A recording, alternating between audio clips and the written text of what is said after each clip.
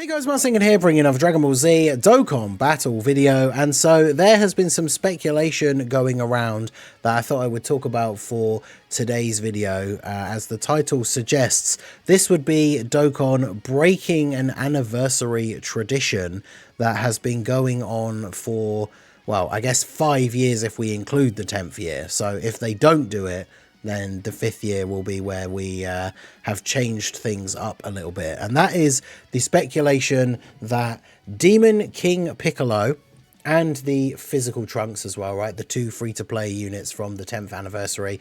There's a lot of people contemplating about whether or not these guys are in fact going to EZA by the end of the celebration. So we are going to go ahead and talk about that here today.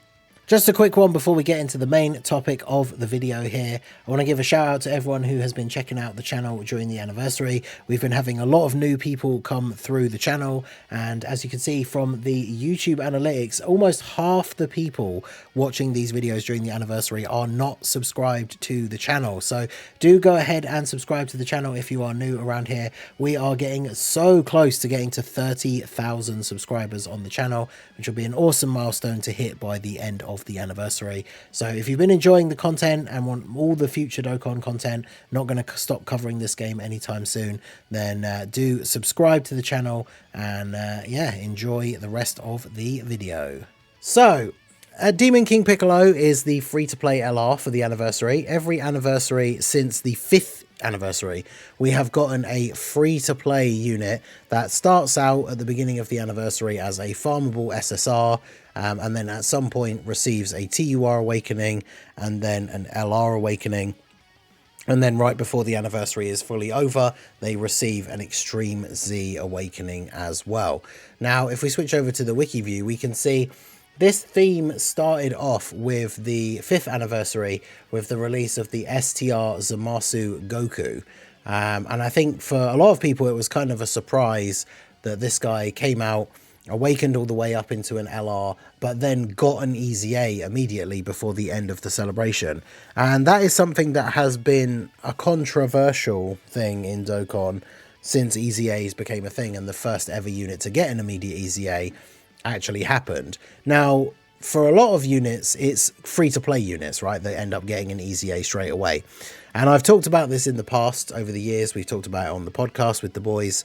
I'm not hugely opposed to free-to-play characters getting an EZA straight away, because when it comes to a summonable unit, right, the whole point of an EZA should be that once we get to the point where that unit is now kind of outdated and not really being able to be run anymore, they can get an EZA and it makes them usable again.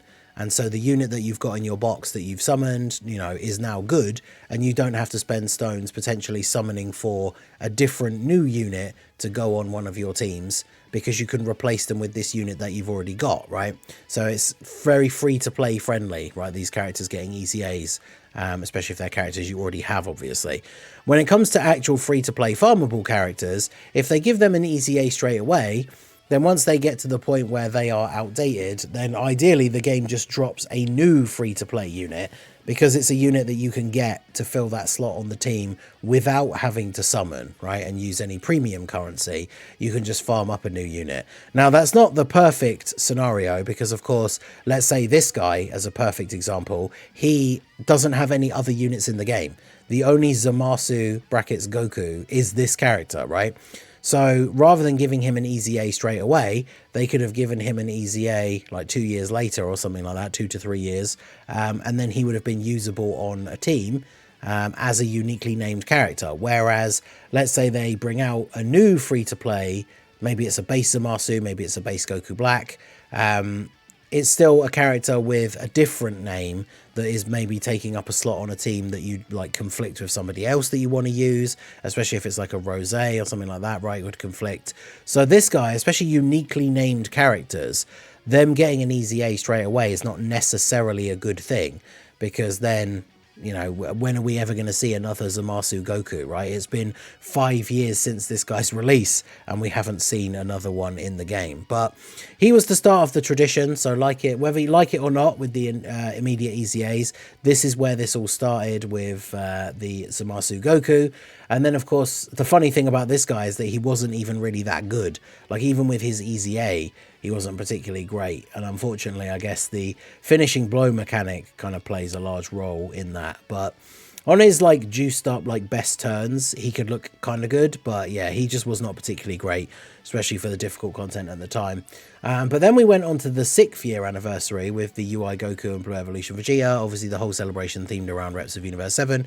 And we got this free-to-play Master Roshi. Now, this guy was heralded as like the best free-to-play unit in the game for quite a long time. And when new big free-to-play units come out, this guy will often be brought up, right? Because it's like, when are we going to get another instance of a unit coming out and being as useful and effective, like in the meta, as this guy was on release?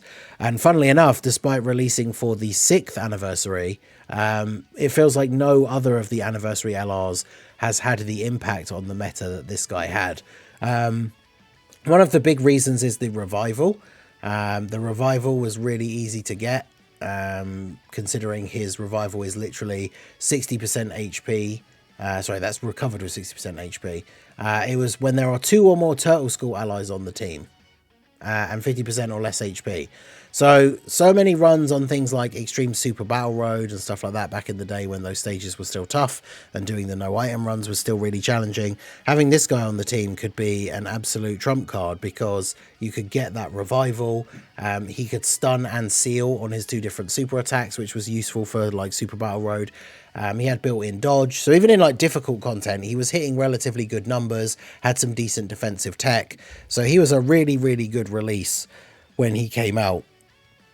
And then, funnily enough, we go on to the 7th year after that, and we have the Gohan, Goten, and Trunks. These guys were never particularly impressive.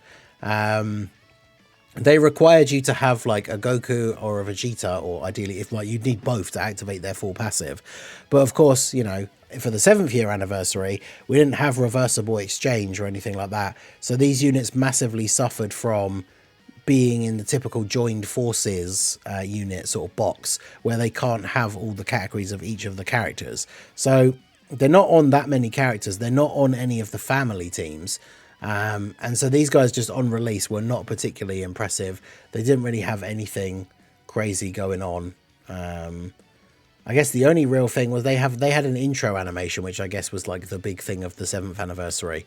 Because normally the anniversary units also get the mechanic of the new mechanic of the anniversary, although I don't think this guy did, right? I'm not sure. What was the 5th year? We just had the 5th year fusions, so yeah, he didn't really have any. I guess skill orbs were like the big thing they introduced in the 5th year, I think, right?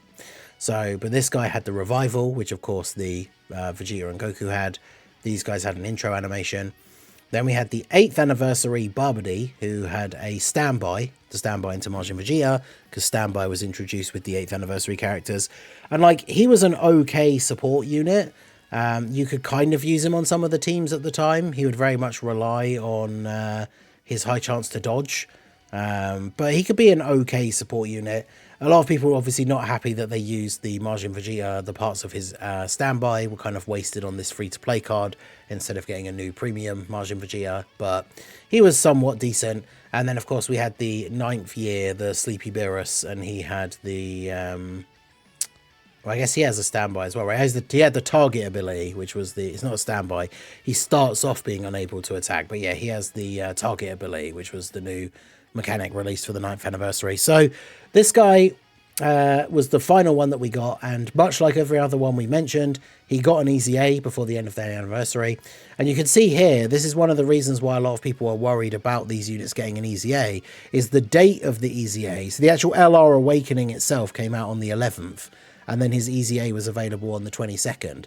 If we look back at all these other units, whilst they're often out by a couple of days, it's still around the same, right? 22nd for the easy A again, 22nd for the easy A. Even when the release date was different, the easy A came out on the 22nd for all of these guys except for Goku, or Zamasu Goku. So the thing to note, of course, is today is the 24th, and we still don't have the easy A for Demon King Piccolo. Now, the interesting thing about Demon King Piccolo is he does not have the anniversary new mechanic, right?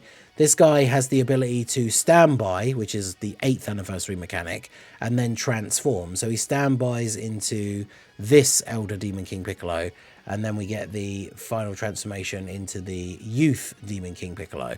And this unit is pretty solid, but yeah, he doesn't have the new anniversary mechanic. The new anniversary mechanic, of course, being the reversible exchange, which is the mechanic that the Trunks has and can reversible exchange into Goten.